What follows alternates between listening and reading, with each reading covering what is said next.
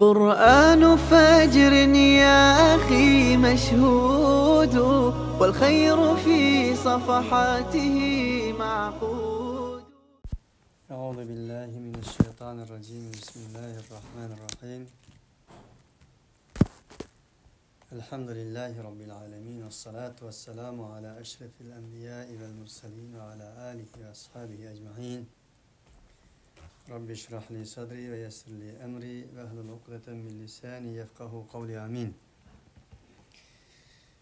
Bugünkü dersimizni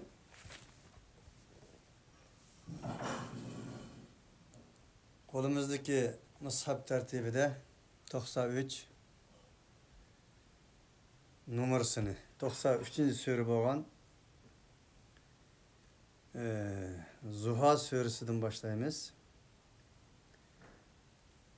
Zuha suresi, sure İnşirah suresi olan mana cihette okuşup gidadigan, birisi-birisinden ayrılmaydigan, birisi-birisinin tefsiri bolganligi üçün belkim İnşirah suresi olan iki sureni birge tamamlashga tirishimiz. Bismillahirrahmanirrahim.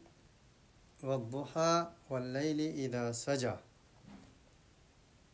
Kaşka vakti olan qasam ve kecha bilan qasam. Kecha o'zining kechiligini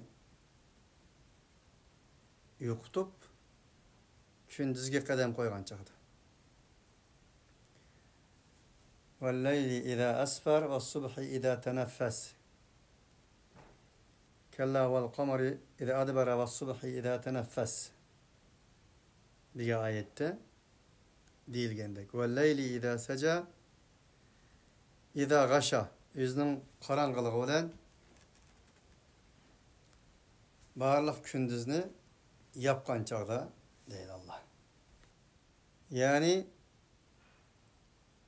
duhani kunduzning eng yo'riq chashka vaqti deganimizda kunduz bilan qasam va kecha bilan qasam. Bu oyatlarning Mekke'de ulug' payg'ambarimiz Muhammed alayhissalatu vassalamga tushgan vaqtlari qaraydigan bo'lsak, Peygamber aleyhissalatu vesselam'a maksat bunundan belki Kur'an-ı Kerim'den ibaret bo'lgan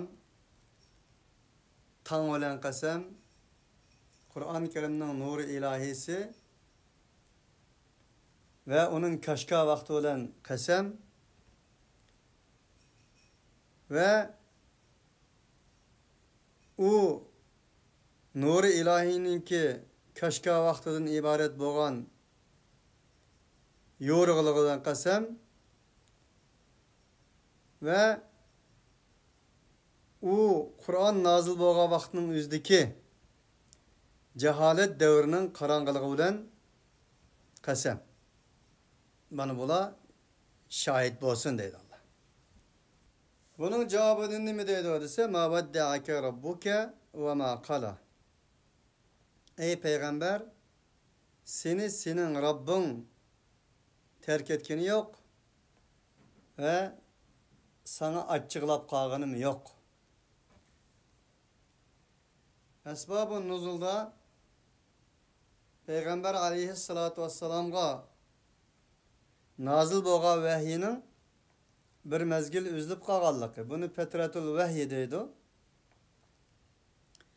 Bunundan faydalanıp üyedeki Mekke müşriklerinin Peygamber aleyhissalatu vesselam'ın kalamına nauzubillah senin şeytanın sana öğütüdüğün sihir cadıgarların, şeytanların yok oldu.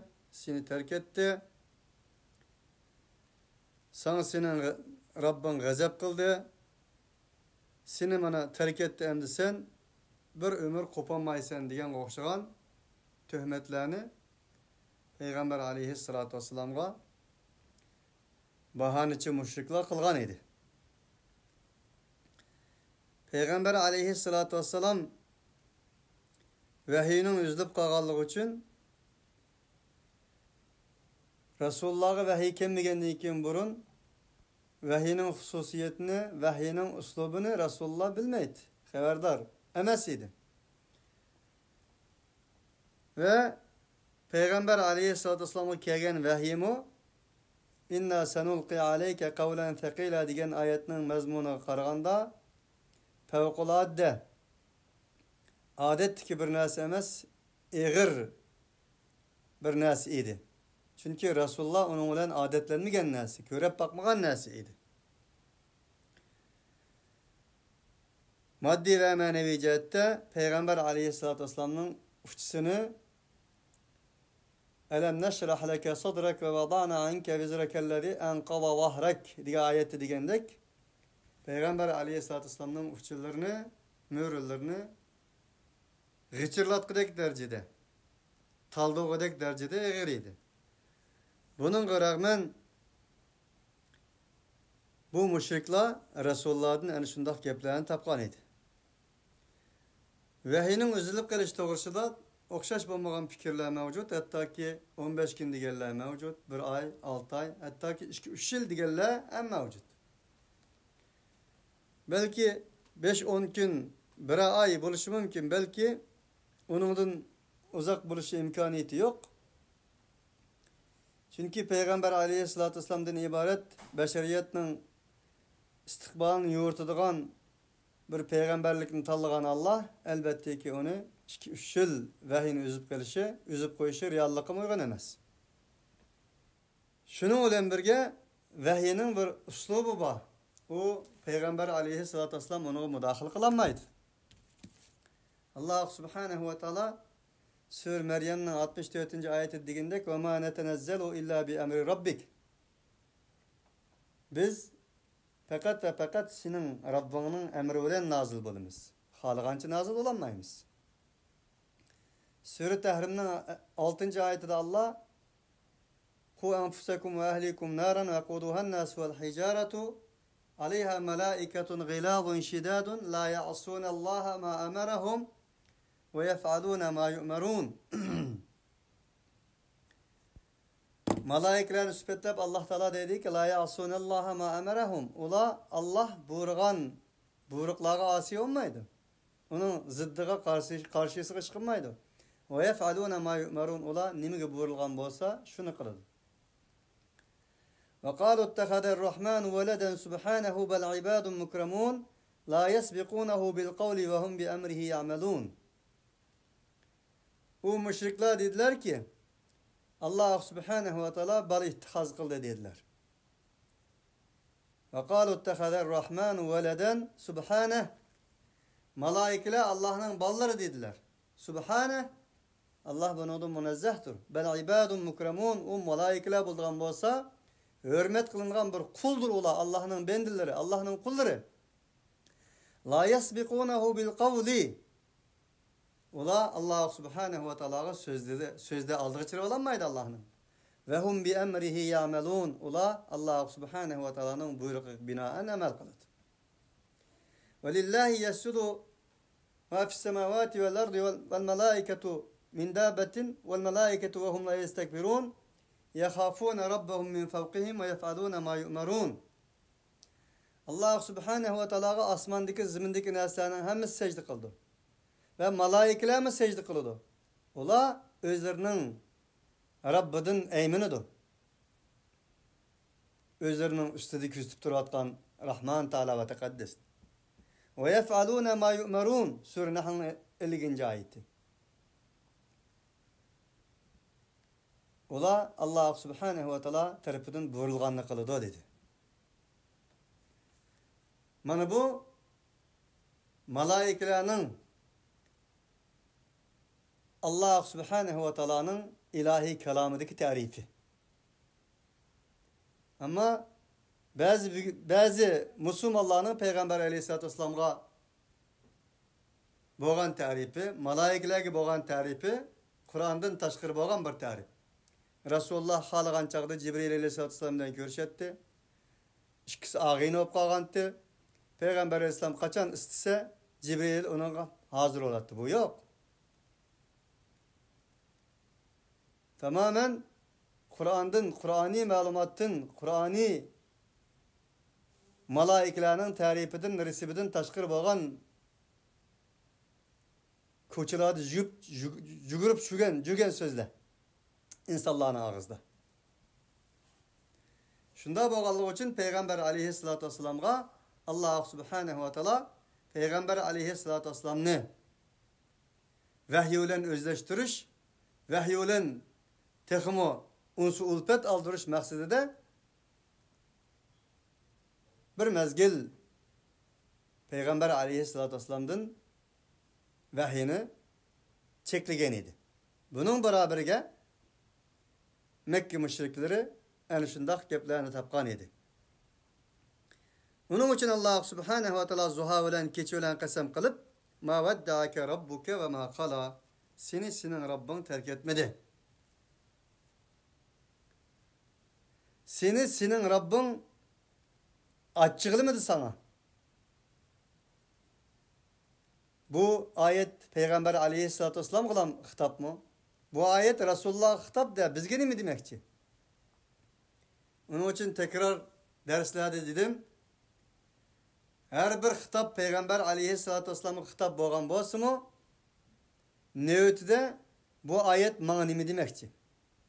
Bu ayet bizge nimi demekçi? Bu ayet Resulullah'a nazil boldu da bana nazil boldu mu? Bizge nazil boldu mu? Bizden hayatımızga nimi talimatlarını vermekçi degenini köz aldığımızda, kalbimizge ekkep durup okuğunumuzda Allah subhanehu ve teala'nın hak ve hakikatçilerini terk etmeye de kallık. Allah subhanehu ve teala'nın yüzünün bendillerini boş koyup koymaya da kallık. Açıklamaya da kallık.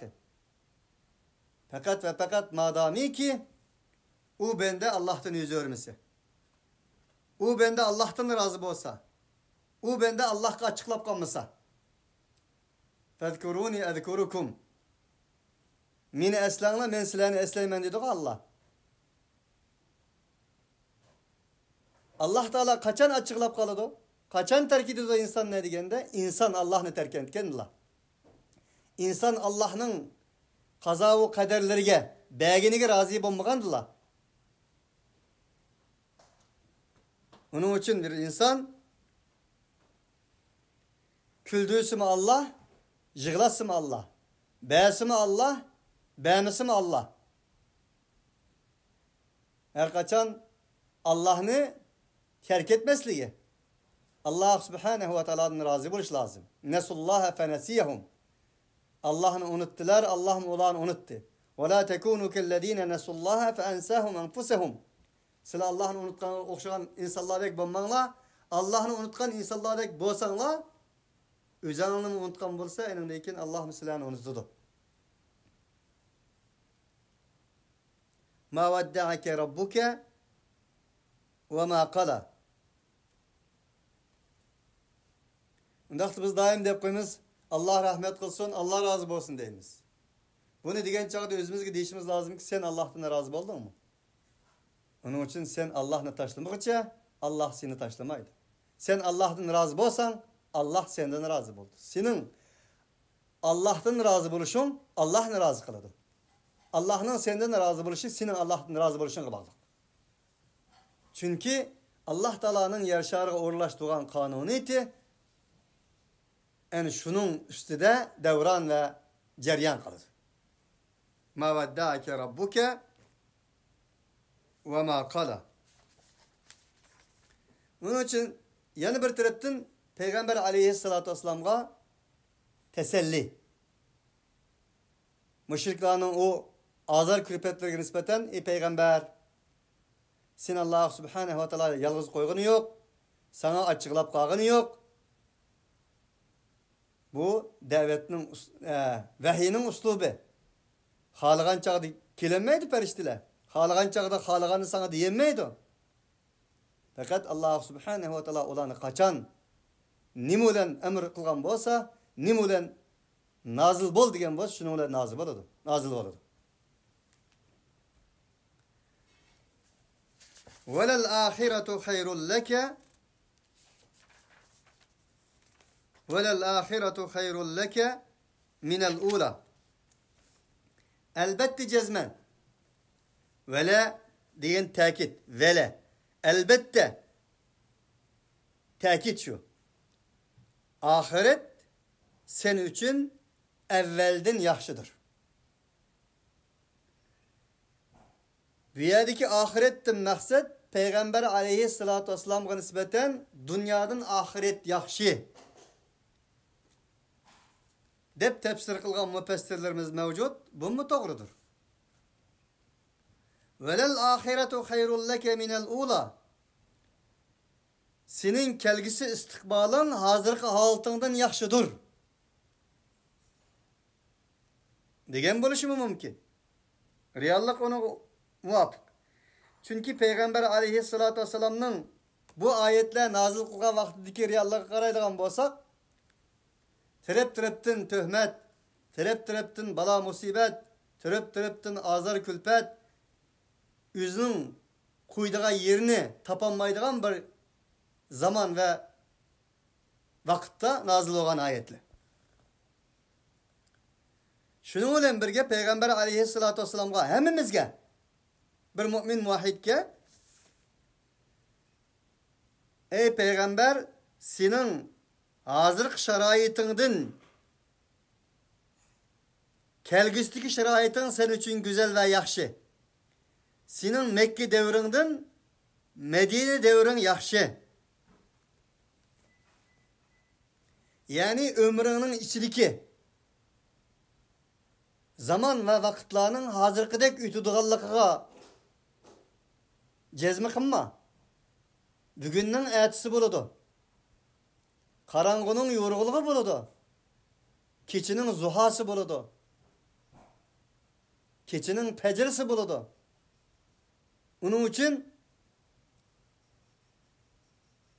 senin Mekke haltındaki bu haltındaki şert şeraitinden Medine haltıga kaytıdığan bir güzel bir vakitler hem buludu. Onun için hak olan, hakikat olan, hayırlık, güzellik bilen başlangan bu işin sana nispeten yaxşılık oldu. İnne şani'eke huvel ebter. İnne a'taynakel kevser fasalli li rabbike venhar inne şani'eke huvel ebter. Seni kağıgallah, seni yaman gün gördü digellerinin üz yaman gün gördü. Sen yaman gün görmeysen dedi Allah.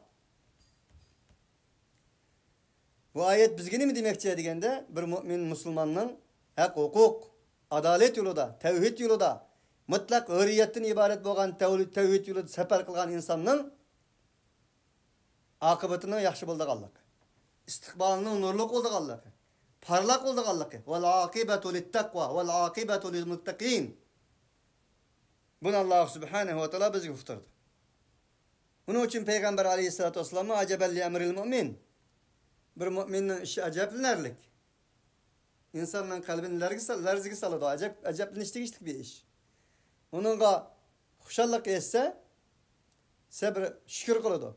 Hapılık etse sabır kıldı. Onun için mümin mağlup olmaydı. Müminin galibisi mi galibe, mağlubiyeti mi galibe. Mağlubiyet deyilgen nas yok, mevcut emez. Fi sebilillahi fe yuhtal ev yaglib, fe sevfe nu'tihi ecren azîmen. Kimki Allah yolunda can pida kılsa, o yolda galip kılsın veya ki bulması öldürülsün, enin ecrini biz vermezdir Allah Subhanahu ve Teala. En ahirde deyimiz ki, وَلَلْ آخِرَةُ خَيْرٌ لَكَ مِنَ الْعُولَى. Eğer bu yerde Allah Subhanahu ve Teala ahiret hayatı sana nispeten dünya hayatıdın yaxşı demekçi olan bolsaydı, وَلَلْ آخِرَةُ خَيْرٌ لَكَ مِنَ الدُّنْيَا degen bolattı. Çünkü وَلَلْ آخِرَةُ خَيْرٌ لَكَ مِنَ الدُّنْيا desimi ayetlerinin kapisi kiletti. وَالضُّحَى وَاللَّيْلِ اِذَا سَجَى مَا وَدَّعَكَ رَبُّكَ وَمَا قَلَى وَلَلْآخِرَةُ خَيْرٌ لَكَ مِنَ الْعُولَى مِنَ الدُّنْيا. Çünkü ayetin ahire ölen tamamlanmaktaydı. Ondak demigen karganda elbette ki bu yerdeki minel ula velel ahire kelgisi ve şu vaktiki hali maksat kılıngan boluşu mu mümkün. Şunun bilen birge yeniden ulu Peygamberimiz Muhammed aleyhissalatu vesselam'ni yeni peygamberlik ölen, yeni vahiy ölen insaniyet dünyasının Beşeriyet dünyasının istikbalını nurlu kılış için, beşeriyet dünyasının hayatını yeniden kurup çıkış için evetilgen bir peygamberge nispeten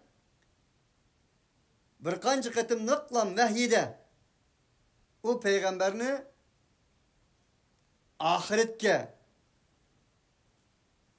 umumen bir iş, ahiret kıstap koyuş vahyinin maksidi ve gayesiye muvafık emes idi. Bunun için Allah subhanahu ve teala velel ahiretu hayrun leke minel ula digendim maksat Peygamber aleyhissalatu vesselam'nın büyük istikbalığı boğan bir bişaret buluşumu mümkün. Emeli reallık bunun muvafıktır.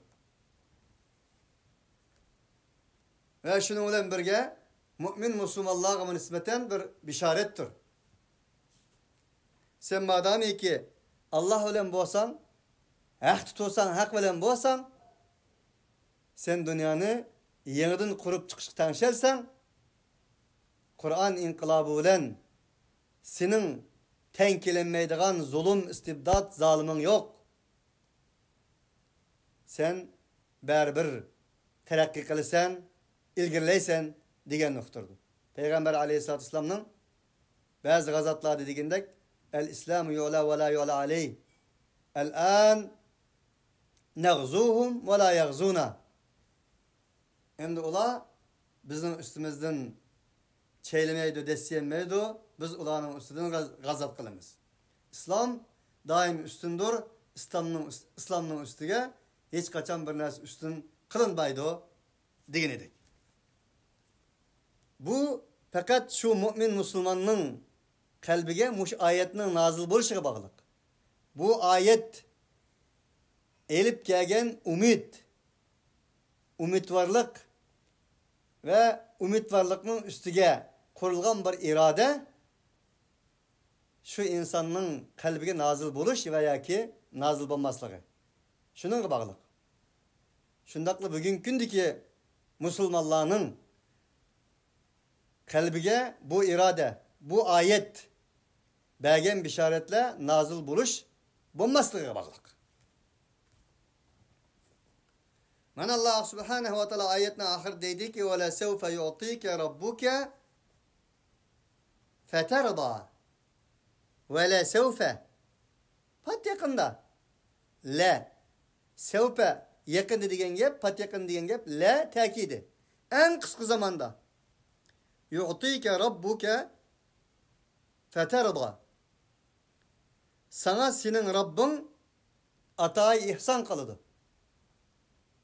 Ulanın digindek sin taşıp etmeydi. Sana hem açıklap kağını mı yok? Feterda sen eninden memnun bolsan. Sana Allah subhanahu ve teala sana bir dost sen memnun bolsan digini sen asmallığa karavatkan Cibril aleyhissalatu vesselam bilen uçraşkan dinkin eninga huma boğan eninga söygü muhabbetin çeksiz taşkan kad nara takalluba vecihike fissema senin asmanlı yüzünü kıptırıp Allah'tan vahiy talep kılığını biz körep durumuz diyen ayette digini dek Peygamber aleyhissalatu vesselam'a mana şundak telpinip atkan vahiyini risaletinin ahirini ilahi kelamullah'ın ahirini çeksiz bir nimet süptide sana davamlaştırımız sen bunundan memnun bulursan.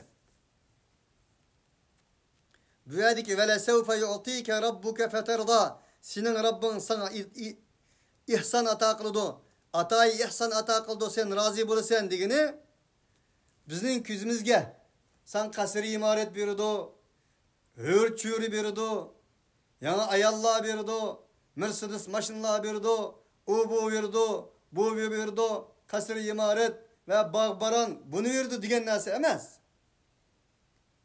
Eğer kim ki yani şundak narsa diyen bolsa bu ayetin mezmununun azgınısını diş arkalık ayetini fışırgallık oldu. Bunun özü vahiyge taalluqtur. senin dünya ve ahiretin için baxt saadetlik bolmasdın beşeriyetinin istikbalini nurlandırdıgan, beşeriyetinin istikbalini baxt saadetlik toştura alaydıgan vahiy ilahiyini Allah subhanahu ve taala sana davamlaştırdı. Sen o vahiy ilahi arkalık memnun bulursan, iftihar ve şeref ki olursan, tengdassız bir baxt saadet denizde çüksen, üzüsen degen bolur. Ameliyat şunda bolmadı mı? Asmanın levleri eçildi. Peygamber aleyhissalatu vesselam'a inandığı için vahiyinin üstüge vahiy, vahiyinin üstüge vahiy, nurunun üstüge nur, nurunun üstüge nur, nimetinin üstüge nimet, nimetinin üstüge nimet. Nazil buluşka başladı. Elem yecidike yetimen feava. Allah subhanahu ve teala uluğ Peygamberimiz Muhammed aleyhissalatu vesselam'nın Peygamber buluştun ilgiri ki alu ehvalini bayan kılış arkalık ey Peygamber sen Peygamber buluştun ilgiri tüvendikideki haletle idin.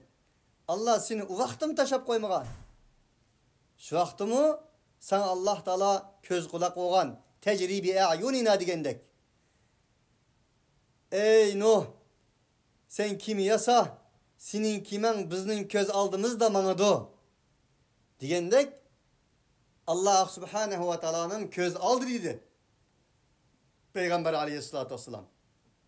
Sen peygamber buluştun ilgili bizning küzütüş astımızda bolgan edin. Tüvende ayette bayan kılgandek nimetle seni uğragan idi. Elbette ki seni peygamberlik tanlagandan keyin ilahi vahiyini bergendan keyin beşeriyet dünyasının tarihini yenilaştığını ibaret bolgan bir vazifeni sana bergendan keyin seni taşlap koyamdı. Elem yecidike yetimen feava. Tüvendiki nesni esligin. Ey peygamber, elem yecidike yetimen feava. Senin Rabbin tapmadı mı? Yetim tapmadı mı? Feava. Sana uğrun hazırladı. Sana uğrun verdi. Senin 2 aylık vaktinde dadan tügep gitti. 5-6 yaş vaktinde anan tügep gitti. 2 aylık degen anısının kosuğuda. Enin deyin ki insan Allah subhanahu ve taala Abdülmuttalib'ni igi kıldı. Abdülmuttalib'den keyin Ebu Talib'ni igi kıldı. Ta sen peygamber bulup barlık Mekke müşriklerinin külpetleri, azarları, bala musibetleri, hakaret töhmetleri aldığımı tüzbükmestin sana igi bulalığa dek en şundak bir mert kişini Allah subhanahu ve taala sana başpana kılmadı mı? Muşunda kılgan Allah subhanahu ve taala seni elbette taşvitemdi. Ve vecedeke dallen feheda.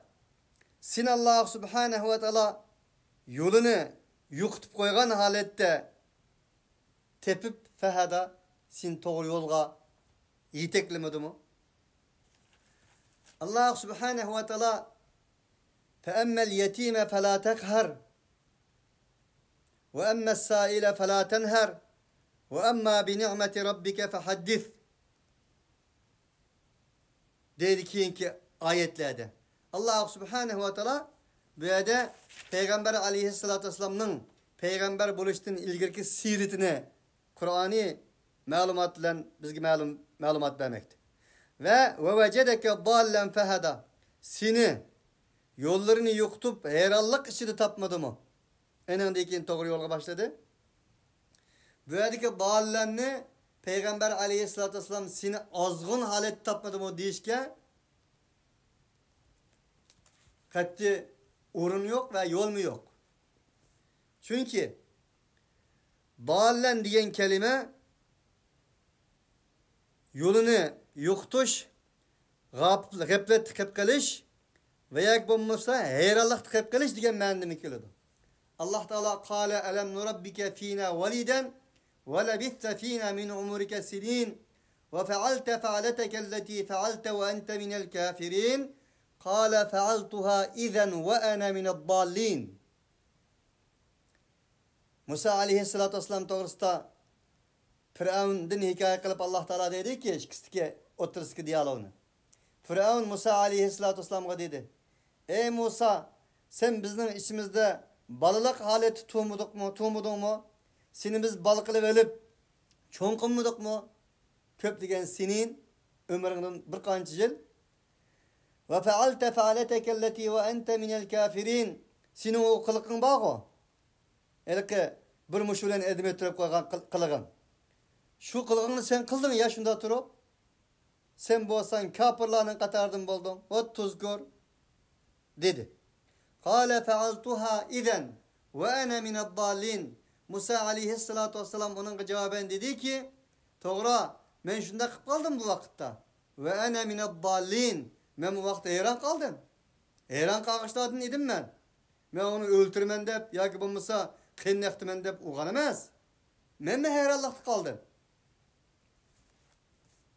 Madem bu yerdeki dallin, zalalet, ezip gitişmeyen istemez.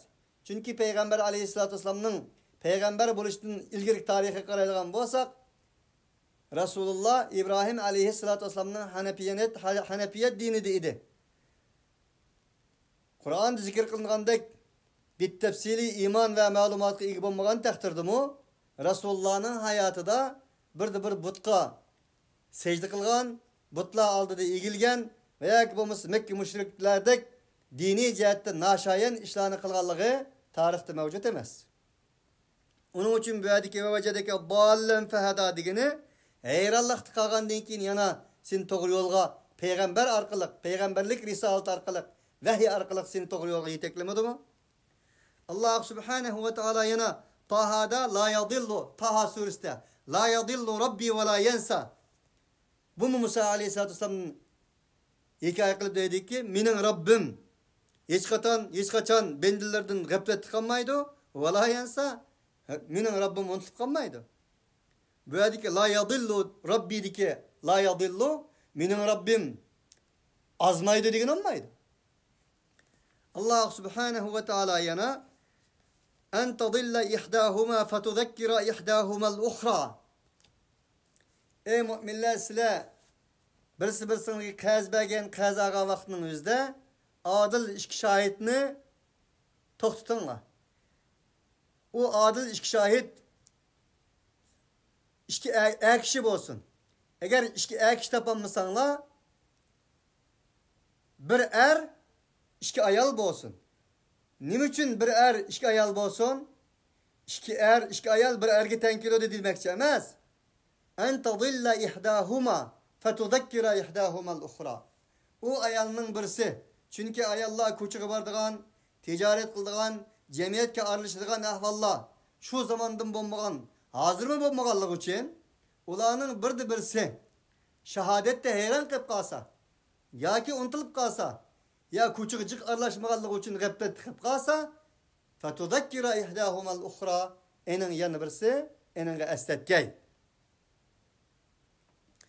Onun okşayan Sure Yusuf'ta Allah subhanehu ve teala قَالُوا تَاللّٰهِ اِنَّكَ لَف۪ي ضَلَالِكَ الْقَد۪يمِ. Yusuf'un braderleri, kerindaşları Yusuf dedi ki Yusuf'un dadısıga تَاللّٰهِ اِنَّكَ لَف۪ي ضَلَالِكَ الْقَد۪يمِ. Peygamber boğan dadısıga dedi ki balları İyi dada sen bunçla vakit ötkenden keyin Yusuf'un yanılan tepke ve onun fıraklarını buravatime deyişinden ibaret bu neyse اِنَّكَ لَف۪ي ضَلَالِكَ الْقَد۪يمِ. Senin en kadimki heyrallığın Yusuf'u boğan heyrallığın yan tutup ketken boğaz gerek degen idi. Böyledik fi dalalikel kadimdeki balal hiç kaçan dada sen dinini özgerttin, zalalet çıkıp kettin, ezip kettin degen olmaydı. Onun için böyledik vecedeki dallen fehada degeni sen heyrallıkta idin. Enin deyinken Allah subhanehu ve teala seni peygamber risaleti arkalık, ilahi semavi vahiy arkalık Kur'an-ı Kerim'den ibaret boğan en doğru yolu kanda kıldı. Yetekledi. Muşunda kılgan Allah subhanehu ve teala elbette ki seni terk etmedi. seni sana gazap mı kılmadı? فَأَمَّا الْيَت۪يمَ فَلَا تَقْهَرْ وَوَجَدَكَ ضَالًّا فَهَدَى وَوَجَدَكَ عَائِلًا فَأَغْنَى. Ve seni tapmadı mı? Senin Rabbin ailen fe'agna, muhtaç haleti tapmadı mı? Fe'agna, enindin ki seni Allah subhanehu ve teala maddi ve manevi cihatte baykıldı. Böyle Peygamber aleyhissalatü vesselam'ın peygamber buluştuğun burunki Resulullah'ın hayatını ufturdu. Bu Kur'an-ı Kerim'in mucizesi kelligi. Eğer Peygamber aleyhissalatü vesselam'dan ibaret bir peygamber, ama erselnake illa rahmeten lil alemin bolgan bir peygamber, Kur'an-ı Kerim mucize bolmagan bolsa idi, bu hayatını anlatmaydı. Ama Allah subhanehu ve teala anlattı, uftudu. Zalike ailendeki aile Peygamber aleyhissalatü vesselam'ın tarihi rivayetler digindek bekkembegal, çümbegal ikenligini ifadelemeydi. Sen belki manevi cihette yoksuz idin. Fe'agna, Allah subhanehu ve teala seni en baylık olan, rızıklarının en büyük olan, nimetlerinin en büyük olan İslam nimeti ve Kur'an-ı Kerim'den ibaret olan her kandak baylıktın tengdassız olan ne söylensini Allah subhanehu ve teala baykıldı.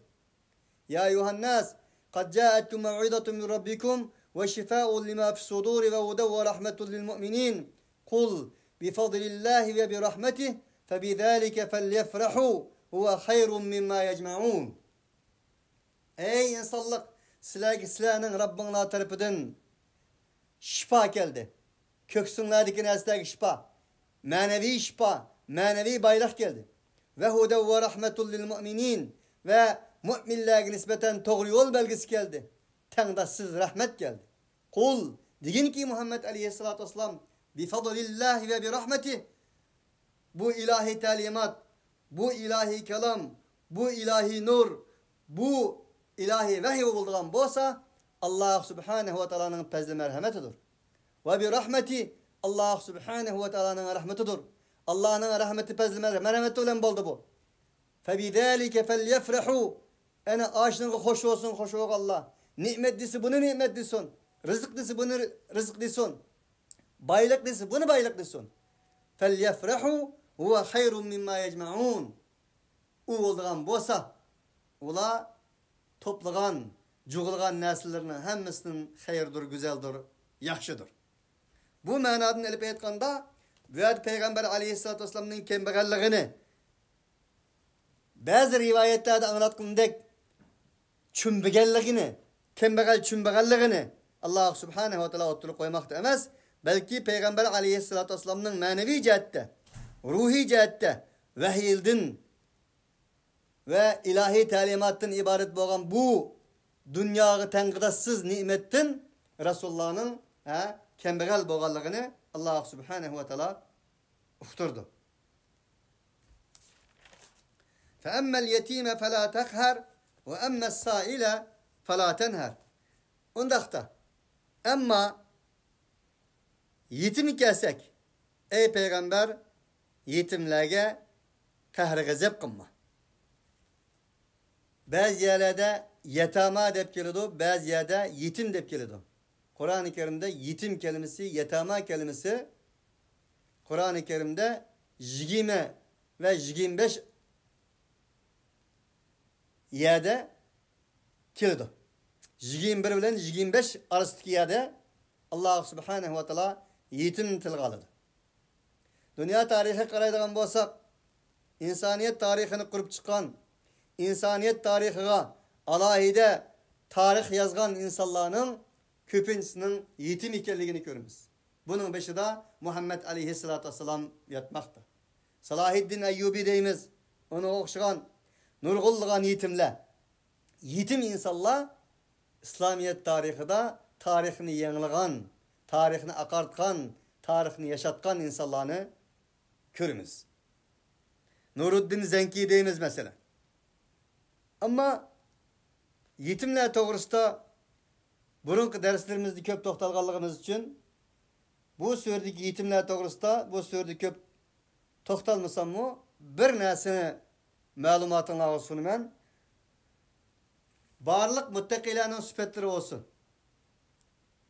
Yetimlerde yetim degan bu kelime muttaqilarning sifatlarida, mu'minlarning sifatlarida, taqvolikning sifatlarida keladi. Ama Allah Subhanahu ve Taala zakat berildiğin menbede yetimnin ismini zikir kılmaydı. İnnemes sadakatu lil fuqara'i vel mesakin vel amilina aleyha vel muallafati kulubuhum ve fir rigabi vel garimine ve fi sebilillah ve ibnis sebili faridatan min Allah. Ve yetim yok, vel yetamam yok. Kağay yerlerinin hemmisi yetim ve yetama var. Meyli erkeklerin hospita olsun, ricalların hospita olsun, hem yerde. Ne için bir yer yok? Allah Subhanahu ve Taala yetim diyenge sadaka zakat yurduğun nesemez. Senin hakiki erkekliğini süpetlige yerde Allah Subhanahu ve Taala yetimlerinin beşini sıla, esirlerinin beşini sıla, acizlarının beşini sıla dedi. Onda boğallık için yetimlerini zakat bilen sadaka bilen bakıdığın nesemez. Eni senin melinden infak bilen bakıdığın nese. Yetim zakat layık insanlardan emez İslam medeniyetinde, Kur'an medeniyetinde. Onun için sen onu balçakları olan kuşap bakışın lazım. Diyen noktadır. Onun için bir milletinin medeniyet safhası, yani İslami medeniyet safhası, imani medeniyet safhası, Kur'ani medeniyet safhası nimege bağlılık degende şu şahsının, şu milletinin, şu halkının, şu cemiyetinin yetimlerge, esirlerge, miskillerge iyi buluşuna bağlılık. Ulanı üzünün dostluğuna, üzünün meliğe, üzünün balları olan balılıkka, şirik kılışına bağlılıktır. Onun için Allah Subhanahu ve Taala mana bu zakat berildiğin 8 mesrepnin içinde yetimlerini zikir kılmadı. Bunundan yetimlerinin mertebesinin Kur'an asası da, İslam ve iman asası da kançlık mertebege ige ikelligini biz bunundan bilip alayımız. Onun için Allah Subhanahu ve Taala dedi ki bu yerde teemmel yetime fela tekhar. Yetimler kahr kılma. Yetim senin balan bolsun. Yetim senin ailenin bir perde bolsun. Azası bolsun. Onun zakat verme. Cininin melidin be. İnfak kılındın be. Senin ballarınga ailen gibi verdiğin nesendin be. Demekçi. Ve emme saile fela tenher. Ondakta ey peygamber. Senin peygamber bulup evet şındın maksat şu ki ve emme saile fela tenher. Sorgallağa. Meyli senden manevi cihetteki dini sualsı olsun. Kur'an'dan bir sualsı olsun. Hayatıdaki, içtimai hayatıdaki bir nesiniz olsun. Ula kopallık kılma. Ulanı sualığa cevapsız yola salıdığın işini kılma. Bu manevi cihetteki sual. Çünkü Peygamber aleyhissalatü vesselam peygamber bağlılığı için Kur'an-ı Kerim'de nurgu yerlerdi şuna yes'elûneke mâdâ yunfikûn yes'elûneke anil mahîd yes'elûneke fin nisa şunu okşaş ayetler geldi. Ay Allah doğruluk soraydı. Doğruluk soraydı. Cihat doğruluk soraydı. Kıtal doğruluk soraydı. Ay doğruluk soraydı. Şunu okşaş senden petva soraydı. Çünkü Kur'an-ı Kerim hayat kitabı. Kur'an-ı Kerim yol belgesi olganlığı için insanlar özünün atı boğullardan neçillığan, mıngıllığan minip kilovatka yollarını tüpşüldüzdün karşı bir terepke, karşı bir yünlişke yerlendirgen, elip bağan, yol göstergen bu Kur'an tabii ki olanın hayatı da nurgun suallarını peyda kıldı. Onda olganlığı için asas maksat bu. Bulanın suallarını cevapsız koyma. Bizgim okşaş. Ey davetçi, ey Kur'an ehli, sen madami ki Kur'an'a hizmet kılışını oylasan, peygamberinin izbasarı bulumen deyişini oylasan, insanların manevi cihetteki, dini cihetteki suallarını Kurup kol yandı mı? Maddi cihette hem sendin bir nersi sorgallağa bir nersi be. Ulanı kurup kol kaydı mı? Ve emmes saile felâ tenher hakkun ma'lumun lissaili vel mahrum. İktisadi cihette bir nersi sorgallağa hem bir nersi begin. Onun için o erkekle, o mümin muvahhidle, o cennet girdiğin insanlar şunday insanlar ki ulanın mallarının içinde hakkun ma'lum derecede hak var. Kim için? Lissaili. Surap gelgenler için vel mahrum ve suraştın mahrum kalanlar için ulanın mallarda hak var dedi. Onun için mümin Müslümanın meli müşterektir, ortaktır. Şuna Resulullah, şuna Ömer ibn Hattab radıyallahu anh'ın devirdi mi? Uğurluk kılganlarının kolunu kesmegen. Ne için kesmegen? Yenideki bay insanlar, yenideki fılda insanlar etrafındaki kembegallerge bemigellik için. Etrafındaki kembegallerinin hacetine vakımlık için. Yani İslam medeniyeti, Kur'an medeniyeti insanın en şundak bir medeniyetlik, tendassız bir sapalık bir insan kılıp yetiştirip çıkıyordu.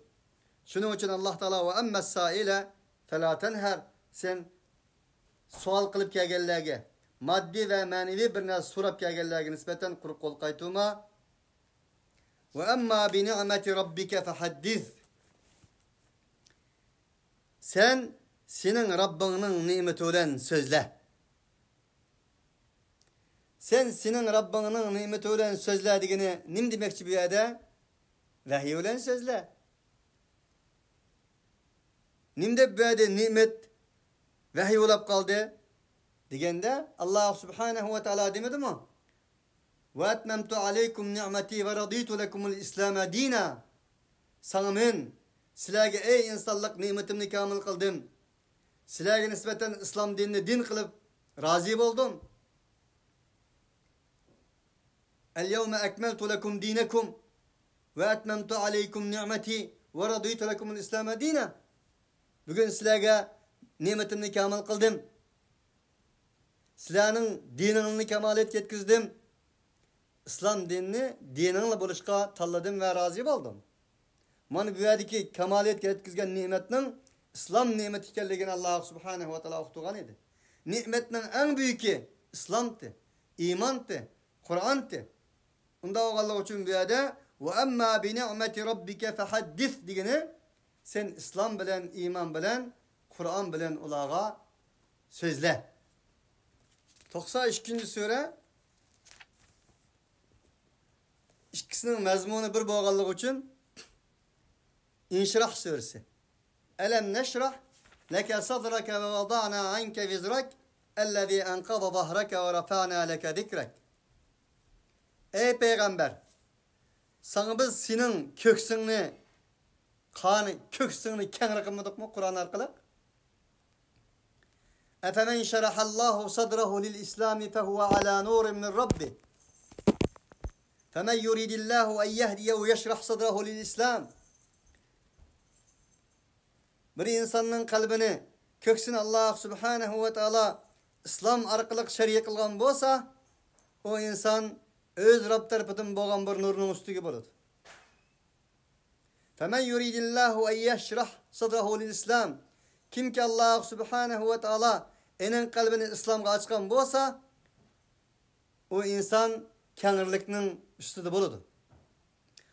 وَمَنْ يُضِلْ اَنْ يَجْعَلْ صَدْرَهُ ضَيِّقًا حَرَجًا كَأَنَّمَا يَسَّعَدُ فِي السَّمَاءِ Kim ki enen kalbini Allah İslam arkalık açmagan bolsa, şirk keltirgen bolsa Allah subhanahu ve taalaga, vahidin yüze örgen bolsa, onun kalbi sıkılgan boladı dedi.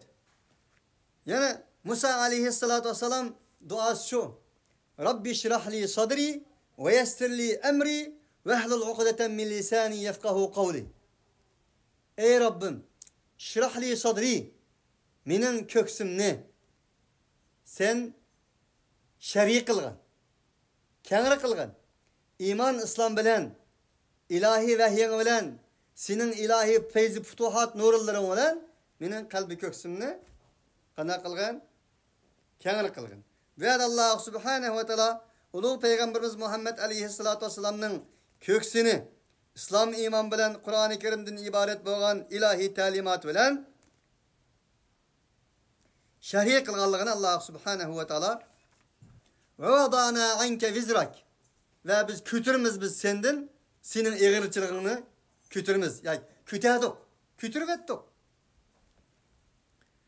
Yani Kur'an-ı Kerim'den ibaret bolgan ilahi talimatlarını bir şarkılık kulluk zincirlerini yokattık. Ve vadana anke vizrak Allah subhanahu ve taala yana ve yada'u anhum israhum vel aglal allati kanat aleyhim diyeniydi. O peygamber şundak bir peygamber ki ulanın üstünden ulanın eğirçilikini götürdügan. Nima arkalık? Vahiy arkalık. İlahi talimat arkalık. Vel aglal allati kanat aleyhim. Ulanın boyunlardaki boyun turuk ne? Kulluk boyun turukları ne? Kulluk zincir kişilerini çekip taşlaydıgan mana şundak bir peygamber evettik. Şu peygamberge erişinla diyeniydi. Mana bu adam Allah subhanahu ve taala ulu peygamber aleyhissalatu vesselam'ga mana şundak kıldık biz seni taşıp etmedik. Seni terk etmedik. Sana kat'i açıklanmadık. Ve vadana anke vizrak. Ellezî enkada zahrak. Ucuk şundak bir cük idi ki enkada zahrak. Senin uçullarını sunduruşka yakın kalgan. Senin uçullarını gırışlık etken şundak bir eğiz cük idi o. Allah subhanahu ve taala şu cükni senden ilahi vahiy arkalık Allah subhanahu ve taala vahiyini devamlaştırış arkalık. Vahiyini sana kayıtıdın nazil kılış arkalık. Senin bu eğirçiliklerini Allah subhanahu ve taala kötülük etmedi mi? Biz kötüydük deydi Allah. Ve rafa'na leke zikrak. Biz senin zikrini kötüydük. Elem neşrahtike elem mişek gelse biz kötüyemedik mi? Biz senin zikrini kötüyemedik mi? Ve rafa'na leke zikrak. Burun kitapları mesela Tevrat senin ismin bayidi. İncil'de senin ismin bayidi. Min ba'd ismuhu Ahmed. Ve iz kâle İsa ibn Meryem ya bani İsrail enni Resulullah ileykum musaddiqan lima beyne yedeyye mine't-Tevrah ve mubashshiran bi rasulin ya'ti min ba'd ismuhu Ahmed. İsa aleyhissalatu vesselam'ın hikaye kılıp Allah Teala'nın davetini. İsa aleyhissalatu vesselam'ga Allah Teala'nın menden keyin sizlarning kitaplarının tasdiq qiladigan şundak bir peygamber keldi o. Enin ismi Ahmed degan edi İsa aleyhissalatu vesselam deydi Allah. Şunun bilan birge Allah subhanahu ve taala en-nebiyyu evla bil mu'minina min anfusihim. Peygamber aleyhissalatu vesselam'ın tarixida ve Resulullah'ın tarixidan keyin hazır kadar ve bundan keyin kıyamet kadar bir insanların ilahi tamgulen Peygamber aleyhissalatu vesselam'ını yüzüdün ve yüzünün barlık nesillerden, dünyadaki barlık nesillerden evla ikenligini uqturuşu. İlahi imzanı koyuşu bununla. İlahi tamgını vuruşu. Allah subhanahu ve ta'ala'nın men yuti'ir rasule fakat Allah. Kim ki peygamberge itaat kılsa Allah'a itaat kılgan boludu. Diyen okşayan ayetlerini deyişi. Muhammedur Resulullah. Muhammed Allah subhanahu ve ta'ala'nın elçisidir. وَالَّذ۪ينَ مَعَهُ أَشِدَّاءُ عَلَى الْكُفَّارِ رُحَمَاءُ بَيْنَهُمْ تَرَاهُمْ رُكَعًا سُجَّدًا يَبْتَغُونَ فَضْلًا مِنَ اللّٰهِ وَرِضْوَانًا سِيمَاهُمْ فِي وُجُوهِهِمْ مِنْ أَثَرِ السُّجُودِ ذَٰلِكَ مَثَلُهُمْ فِي التَّوْرَاتِ وَمَثَلُهُمْ فِي الْإِنْجِيلِ. Peygamber Muhammed Allah'ın elçisidir. Muhammed bilen boğan müminler öz ara mihribandır. Ula bulduğun bolsa kafirliğe kattık oldur. Mana bu Tevrat'tı mı, İncil'di mi ulanın misali mana bu şundak birilgen idi. Dedi Allah subhanahu ve taala. Ta Muhammed aleyhissalatu vesselam'dan tatip ilahi imza olan imzalangan mana bu ayetlerinin sayısı da mınlıgan milyonlugan insanlar Muhammed de bağış sallallahu aleyhi ve sellem deyişi. Fidaki ebi ve ummi ya Resulallah deyişi. Sana benim canım, melim fida olsun ey Allah'ın elçisi deyişi. Peygamber aleyhissalatu vesselam'ın zikrinin kütügelligidir. Peygamber aleyhissalatu vesselam'ın şerifinin, namının, Peygamber aleyhissalatu vesselam'ın zikrinin tengdaşsız ikenliginin delilidir. Nim için şundak? Peygamber aleyhissalatu vesselam bizge nam bergeni yok, aş vergeni yok. Anamız bizni tukkan bolsa, atımız bizge kiyim-kechak bergen bolsa, tamak yemek bergen bolsa, Peygamber aleyhissalatu vesselam bizning ma'naviy, ebedi uzuqlarimizni ep kelishga sebepchi bo'lgan bir elchidir. Allah subhanahu ve ta'ala'nın peygamberidir. Onun için Allah subhanahu ve ta'ala bir dedi ki: "Ve rafa'na leke zikrak. Fe inne ma'al usri yusran, inne ma'al usri yusra." Ondaqda ey peygamber, şunu bilişin lazım ki ma'al usri yusran. Hakikaten el usrideki usri ma'lum degan bo'ldi. Ma'lum tasdiq bilan yusraga mutlaq tangdassız bir asallık vardır. İnne ma'al usri yusra. Ma'lum tasdiq bilan yusra nekire tangdassız bir asallık vardır. Seyec'alullahu ba'de zalike Seyec'alullahu min emrihi yusra. Allah subhanahu ve ta'ala öz işidinkin, tasdiqdinkin işini asan qılıdı dedi. Mani bu yadım Allah Teala me'e sunna emes andinkin demestin bilila. Sana ma'lum bir el usri ma'lum bir bala musibet kelgen bolsa yusran ikilisi nekire tangdassız bir çıkış yolu berdi dedi Allah. Ve men yettekillaha yec'al lehu mahraca degan ayet degandek. Yeter ki sen Allah subhanahu ve ta'aladan uzak olma. Allah'a aqlını qilma. Allah'ını unutma. Allah bilen birli bol. Haqtere tutu, haq bilen birli tu. Şunda bolsa elbette ki her qanday bir mala musibetden keyin, sınaqdan keyin, g'alaba bo'ladi. Qarang'i kechidan keyin tang bo'ladi. Açıq tolgaqdan keyin güzel bir bu vaqtning yüzünü ko'rish bo'ladi. Her qanday bir tasdiqdan keyin mutlaq asallik bo'ladi. Mana bu Peygamber aleyhissalatu vesselam'ның büyük istiqbali için bir bişaret bo'lganidek barliq mu'min muvahhidlarga nisbatan haq bilan haq yo'lida bo'lgan insonlarga nisbatanmi parlaq bir istiqbalning bişaretidir. Fe ila faragta fansab ve ila rabbike fergab. Onda sen buşsan sen birde bir sınaqtın, birde bir harekettin, birde bir balayı musibettin, hayatı dünyanın sınaqlardan, nübüvvet ve risaletinin sınaqlardan, davet ve hakikatinin sınaqlardan buşsan fansab ikinci kayıt tüklen. Fansab nusub yani üzerinin kaddi kametini ruslap bir imtihandan ötkendiğin keyin oturup kalmasdın, mügidep kalmasdın, turup kalmasdın, şu müminin tatili yok. Bir mümin muvahhidning tatili yok. Müminning tatili ahirette. Ve abud rabbeke hatta ya'tiyekel yakin. Allah Teala bir davetik fe idâ faragta. Sen buşsan, sen nimeden buşsan? Bir perizden buşsan, bir imtihandan buşsan, bir sınaqtın hukdep çıksan, ay bana tatil olsun deme. Fensab yanılam başka bir hayriyat emeliga Festabiqul hayrat degan ayetke binaen güzellik bir emelge, hayriyat emelge, yaxshilik emelge qanday qilgan o'zing tikligin. Ve ila rabbike fergab. Ve senin Rabbin bilan qiziq. Onun için bäsimi o'xshash, bämisimi o'xshash, küldüsimi o'xshash, yig'lasimi o'xshash, asimi o'xshash, kambag'al qilsimi o'xshash, boy qilsimi o'xshash, boshliq qilsimi o'xshash, fuqaro qilsimi o'xshash, sulton qilsimi o'xshash, xizmatchi qilsimi o'xshash. Ve ila rabbika fargab. Mana bu shundaq bo'l. Mana bu risalet ve nübüvvetning alahidligi ve hususiyeti. Ey peygamberning ergeçkiçileri, ey davetçiler, bu hitap ve ila rabbike senin Rabbin qiziqqin deb peygamber aleyhissalatu vesselamga hitap qilgan bo'lsa-mu, bu ayetning ham sizlarga deydigan, sizlarga nozil bo'lgan, sizlarning qalbingizni aqatıdığan, sizlarga nisbatan bir pichirlaydigan ta'limotlar ham mavjuddir. Uning uchun sizlarmi ana shunday qilinglar. Demakchi Alloh taolo. Vallohu taolo a'lam. Subhanakallahumma bihamdik, ashhadu an la ilaha illa anta